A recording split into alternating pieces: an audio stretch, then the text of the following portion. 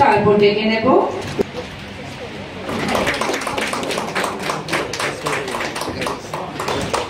নেব উন্মেষা দেববর্মাকে।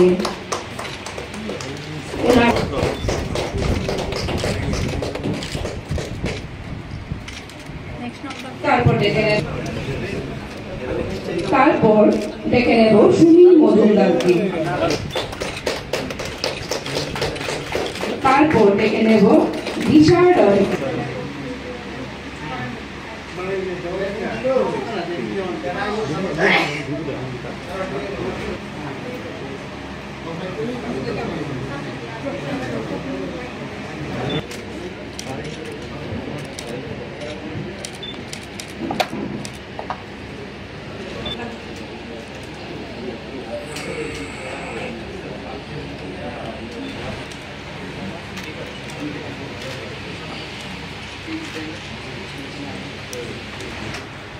এটা স্বাভাবিকভাবেই নতুনদের যখন আগমন হয়, একটা নতুন অভিজ্ঞতা, এখন ভাবনা থাকে। তো এইখানে এর আগে অধিকর্তা মহোদয় এবং আমাদের ফিনান্স সেক্রেটারি এই দপ্তরে কি কাজ করতে হবে সে সম্পর্কে মোটামুটি ব্যাখ্যা করেছে। আমাদের সরকারের বিভিন্ন দপ্তরে যেখানে ভ্যাকেন্সি আছে, প্রয়োজন আছে, সেগুলো নিয়ে বারবারই একটা আলোচনা বা বিভিন্নভাবে উত্থাপন।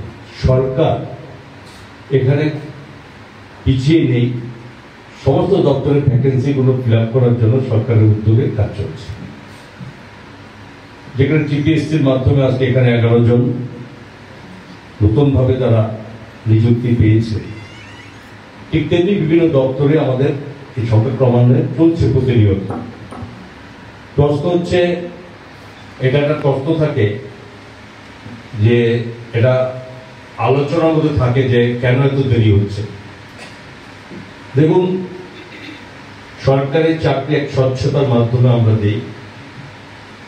আমাদের সরকার 7 বছরের এই সময়কালে আমরা কখনো চাই না যে কোনো চাকরি ক্ষেত্রে যা নিয়ম নীতি আছে সেটাকে মেনে দিতে হবে। টিপিএসসি একটি ইন্ডিপেন্ডেন্ট বডি, সেখানে আমরা কোনো নির্দেশিকা দিতে পারি না, সেখানে তার প্রক্রিয়া অনুযায়ী সেখানে সিদ্ধান্ত হবে। এবং জিআরবিটির মাধ্যমে সময় নিয়েছে, কিন্তু আমরা দিয়েছি।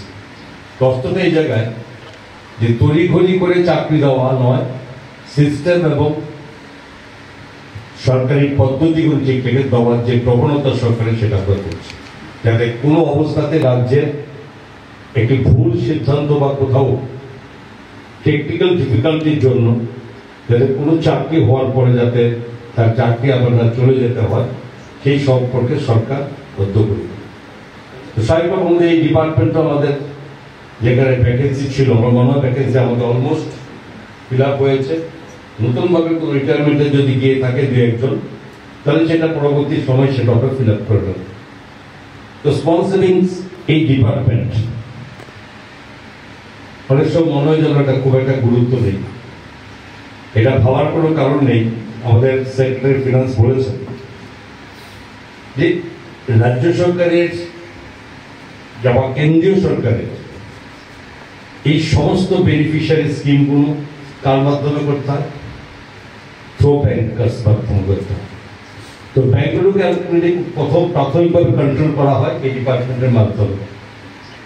কোথায় কোথায় ব্রাঞ্চ খুলতে হবে, কোথায় এটিএম খুলতে হবে, কোন ব্রাঞ্চের কতটা তাদের রেশিওতে কতটা কাজ করছে, সেগুলো টোটাল তথ্য কিন্তু আমাদের এই দপ্তরের কাছে আমাদের খুব ইম্পর্টেন্ট ম্যাটার। এটাকে ছোট করে দেখতে হবে। স্পন্সরিং সেভিংস এর ব্যাপারে, পোস্ট অফিস থেকে আদার্স অ্যাক্টিভিটিস আছে, গ্রুপ ইন্স্যুরেন্স, সারা জীবন চাকরি করবে।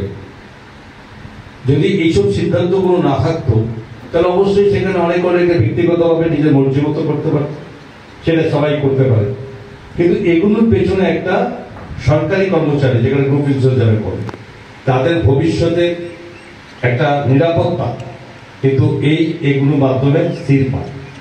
তো এটা কতটা গুরুত্ব দিয়ে কাজ করতে হবে সেটা কিন্তু এটা আপনাদের উপলব্ধি করতে হবে।